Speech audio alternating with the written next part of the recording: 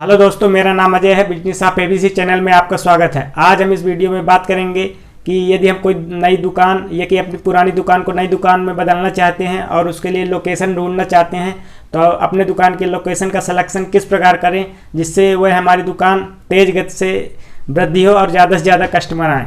तो इस वीडियो में मैंने आपको 5 पॉइंट दिए हैं। यदि आप उनको फॉलो करेंगे तो 100% आप अपनी नई दुकान या पुरानी दुकान की लोकेशन को सही ढूंढ पाएंगे। तो जिसमें से पहला पॉइंट है, आपकी दुकान हमेशा तिराहा या चौराहा में होनी चाहिए।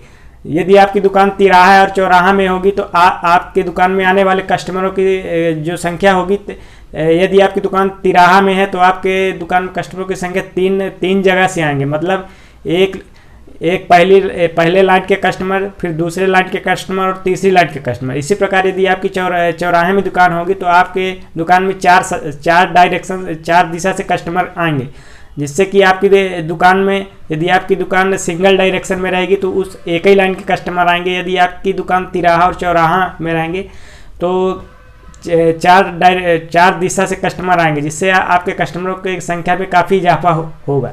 तो ध्यान रखें, आप जब भी कोई नई दुकान खोलना चाहते हैं या कि पुरानी दुकान को नई लोकेशन में लाना चाहते हैं तो आप तिराहा या चौराहा में दुकान जरूर ढूंढें, जिससे आपके कस्टमरों की संख्या जरूर वृद्धि। दूसरा पॉइंट है, आपको दुकान ऐसी जगह में लेनी चाहिए जिससे आपके जिस टाइप की दुकान आपकी दुकान हो तो वहाँ उस प्रकार के 2 या 3 दुकानें होना चाहिए, और साथ ही साथ दूसरी अन्य वैरायटी की भी दुकानें होनी चाहिए। एग्जाम्पल के लिए मान लीजिए आपकी कोई कपड़े की दुकान है और आपके यहाँ कोई कस्टमर आता है, वो शर्ट देखता है और उसको शर्ट पसंद नहीं आती है। तो यदि उस कस्टमर के पास ऑप्शन नहीं है कि चलो इस दुकान में नहीं मिला दूसरी दुकान में देख लेंगे, तो दूसरी दुकान में जाता है और उसको शर्ट पसंद आ जाता है, तो उस कस्टमर के मन में ये भावना पैदा होगी कि चलो अगर इस दुकान में अगर शर्ट नहीं मिलती तो यहाँ 2-3 ऑप्शन है, वहाँ मिल जाएगी। और साथ ही साथ यदि उसको दूसरे प्रोडक्ट खरीदने हो कपड़ा के अलावा, जैसे उसके जनरल स्टोर या किराना की दुकान भी होगी, तो उसको दूसरे प्रकार के प्रोडक्ट मिल जाएंगे, जिससे उस कस्टमर की आने की संभावना ज़्यादा होगी। और हो सकता है कि जब अगली बार वो कस्टमर आए तो आपकी दुकान से कुछ चीज़ पसंद आ जाए और आपकी दुकान से वो ले जाए। तो ये था।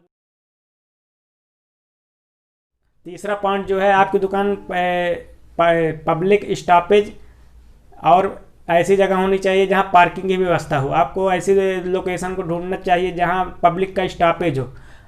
पब्लिक का स्टॉपेज होने से मतलब है जहां पब्लिक रुकती है, ये कि उसका ठहराव होता है। तो वहाँ यदि आपकी दुकान है तो जब स्टॉपेज करेगी तो आपकी दुकान से कुछ ना कुछ परचेस जरूर करेगी।